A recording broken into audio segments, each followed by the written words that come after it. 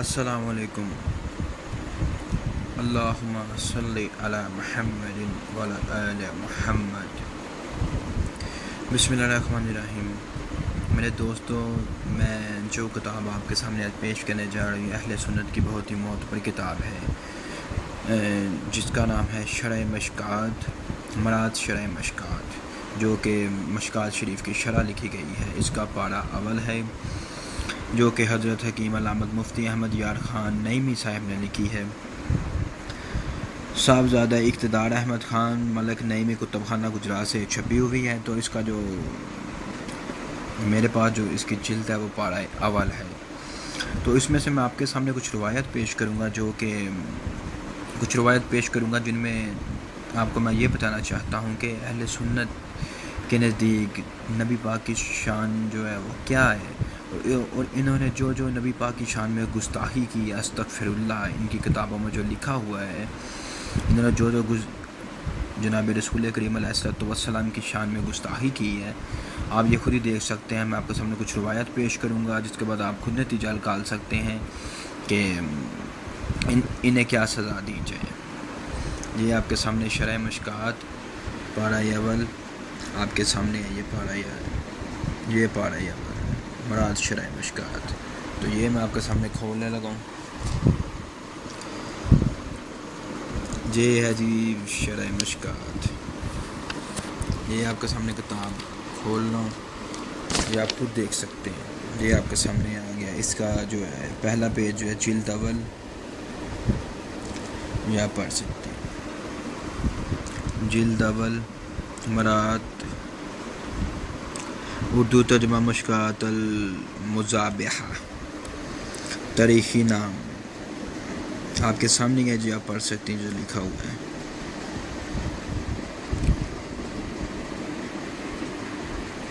اس کے بیس سے میں آپ کے سامنے کچھ روایت پیش کروں گا، جو کہ اہل سنت کے نزدیک میں آپ کو بتانا چاہتا ہوں کہ شان جناب رسول کریم علیہ السلام کی شان میں کس طرح ان لوگوں نے گستاخی کی ہوئی ہے۔ اب آپ کے سامنے کچھ روایت پیش کرنے لگوں، جس سے آپ خود پڑھ سکتے ہیں۔ بسم اللہ الرحمن الرحیم۔ یہ آپ کے سامنے میں کچھ روایت پیش کروں گا، یہ مراد پیج نمبر 252، یہ میں آپ کے سامنے روایت پیش کرنے لگا کہ نبی کی شان کس طرح بیان کریں۔ روایت ہے، حضرت عائشہ سے فرماتی ہیں کہ نبی کریم صلی اللہ علیہ وآلہ وسلم اپنی بعض بیویوں کا بوسہ لیتے، پھر نماز پڑھ لیتے اور وضو نہ کرتے۔ استغفر اللہ من ذالک، کہ ان کے آپ یہ پڑھ سکتے ہیں کہ انہوں نے کیا لکھا ہوا ہے کہ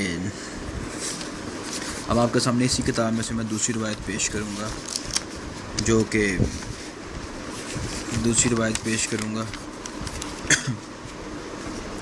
جو یہ آپ دیکھ سکتے ہیں، پیج نمبر 258، مراد آداب الخلاء، اس میں سے روایت پیش کرتا ہوں۔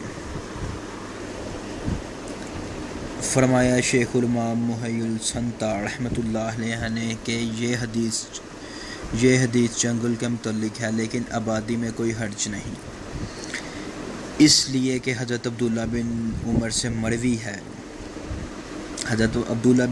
مروی ہے، فرماتے ہیں کہ میں نے حضرت حفصہ کے گھر کی چھت پر کسی کام کے لیے چڑھا تو میں نے رسول کریم صلی اللہ علیہ وآلہ وسلم کو دیکھا کہ آپ قبلہ کو پیٹھ شام کی طرف منہ کیے ہوئے قضائے حاجت فرما رہے تھے۔ استغفر اللہ من ذالک، جو نبی آج تک لوگوں کو سکھاتے آئے ہیں کہ قبلہ کی طرف پیٹھ کر کے جو ہے قضائے حاجت نہ کرو، اور اسی نبی کے بارے میں یہ کیا فرما رہے ہیں۔ اسی کتاب میں سے میں آپ کے سامنے اور روایت پیش کروں گا۔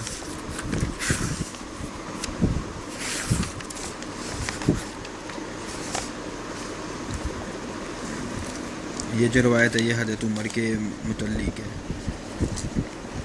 پیج نمبر 269، آداب الخلاء، یہ میں آپ کے سامنے روایت پیش کرنے لگوں۔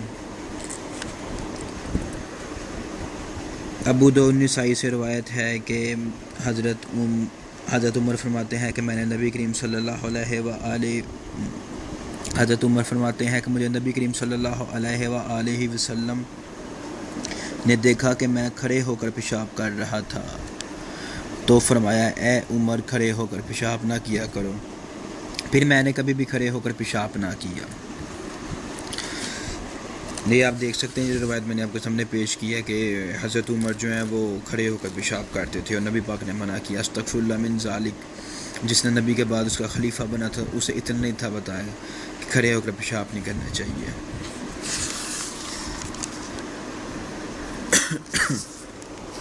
پھر اس میں یہی پیج، اس پہ میں آپ کے سامنے روایت پیش کروں گا۔ اس کے آگے روایت لکھتے ہیں، ترمذی ابن ماجہ شیخ امام محی السنہ نے فرمایا ہے کہ حذیفہ سے بروایت صحیح مروی ہے کہ میں نے نبی کریم صلی اللہ علیہ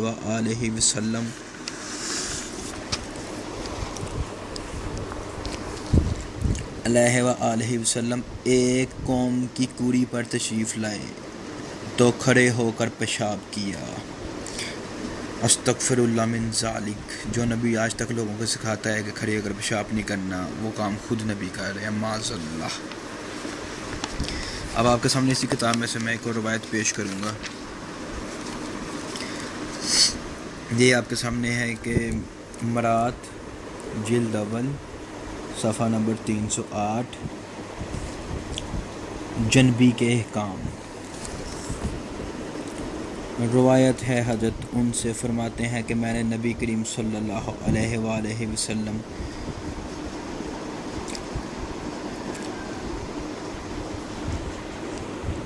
یہ آپ کے سامنے میں روایت پھر پیش کرنے لگا، اسے میں پھر دوبارہ پڑھ دیتا ہوں۔ روایت ہے حضرت ان سے فرماتے ہیں کہ نبی کریم صلی اللہ علیہ وآلہ وسلم ایک غسل سے اپنی ساری بیویوں پر دورہ فرماتے تھے، معاذ اللہ، استغفر اللہ۔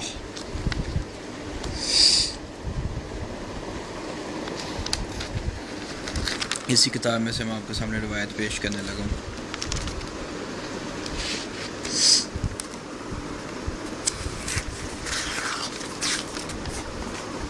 یہ آپ کے سامنے میں روایت پیش کرنے لگا ہوں۔ مرات جلد اول صفحہ نمبر آپ کے سامنے ہے، آپ دیکھ سکتے ہیں۔ نجاستوں کی پاکی، یہ آپ کے سامنے روایت پیش کرنے لگا ہوں۔ روایت ہے کہ حضرت سلمان ابن یسار سے فرماتے ہیں کہ میں نے حضرت عائشہ سے منی کے بارے میں پوچھا جو کپڑے کو لگ جائے، فرمانے لگی میں نے رسول صلی اللہ علیہ وآلہ وسلم کے کپڑے سے دھوتی تھی، پس آپ نماز کو تشریف لے جاتے تھے، حالانکہ دھونے کا اثر آپ کے کپڑے پر ظاہر ہوتا۔ استغفر اللہ من ذالک، جس نبی کو اللہ نے پاک و طاہر اور معصوم ہے، جو اس کے نہ تو اس کے ذہن میں کبھی کوئی شیطان آ سکتا ہے، اور نہ ہی کبھی شیطان جو نبی کو کسی بھی کام پہ لگا سکتا ہے، برے کام پہ لگا سکتا ہے۔ تو استغفر اللہ من ذالک، جو کہ روایت آپ کے سامنے ہیں، یہ اہل سنت کی بکس میں سے ہیں جو میں آپ کے سامنے پیش کر رہا ہوں۔ آپ انہیں دیکھ سکتے ہیں اور آپ خود ہی فیصلہ کر لیں کہ کیا یہ لوگ جو ہیں جو نبی کی شان میں اس طرح گستاخی کر رہے ہیں، کیا یہ مسلمان کہلانے کے حقدار ہیں۔ اسی کتاب میں سے ایک اور روایت ہے، پیج نمبر 349 ہے، مرات جلد اول حیض کا باب۔ یہ آپ کو سمجھ روایت ہے۔ حضرت عائشہ فرماتی ہیں کہ میں نے رسول صلی اللہ علیہ وآلہ وسلم ایک ہی برتن میں غسل کرتے تھے، حالانکہ ہم دونوں جنبی ہوتے۔ آپ مجھے حکم دیتے تہ باندھ لیتی تو مجھے جسم میں تہ باندھ لیتی تو مجھے جسم مس کرتے، حالانکہ میں حائضہ ہوتی، اور اپنا سر مبارک بحالت اعتکاف میری طرف نکال دیتے اور میں دھوتی، حالانکہ میں حائضہ ہوتی۔ مسلم بخاری روایت ہے کہ انہی سے بحالت حیض پیتی، پھر رسول صلی اللہ علیہ وسلم کو وہی برتن دے دیتی، تو آپ اپنا منہ شریف میرے منہ والی جگہ پر رکھ کر پیتے اور بحالت حیض ہڈی چوستی، پھر آپ کو دے دیتی، تو آپ اپنا منہ میرے منہ کی جگہ رکھتے۔ مسلم روایت ہے کہ انہی سے فرماتی ہیں کہ میں نے نبی کریم صلی اللہ علیہ وسلم میری گود میں تکیہ لگاتے حالانکہ میں حائضہ ہوتی، پھر تلاوت قرآن پاک کرتے، استغفر اللہ من ذالک، استغفر اللہ، استغفر اللہ۔ آپ یہ بائی روایت پڑھ سکتے ہیں، آپ کے سامنے ہے یہ، استغفر اللہ۔